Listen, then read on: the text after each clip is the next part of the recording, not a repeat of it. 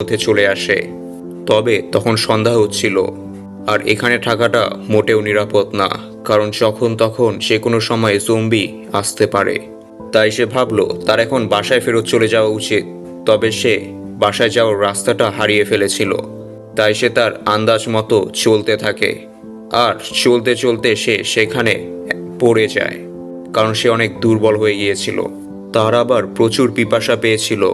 সে তার সামনে একটা পুকুর দেখতে পায়, তাই সে কোনো রকম গড়াতে গড়াতে সেই পুকুরের দিকে যেতে থাকে, আর সেখানে কিছু পানি পান করে। তবে সে এটা খেয়াল করেনি যে সেই পুকুরটা সম্পূর্ণ রক্তে লাল ছিল। পানি পান করার পর তার অনেক ফ্রেশ লাগছিল। তবে হঠাৎ করে সে কিছু একটা শব্দ শুনতে পায়। এমন মনে হচ্ছিল তাকে কেউ পিছন থেকে ডাকছে। সে এদিক ওদিক তাকায়, কিন্তু কিছু দেখতে পায় না। হঠাৎ তার চোখগুলো ঝাপসা হয়ে যায়, আর সে সেন্সলেস হয়ে মাটিতে পড়ে যায়।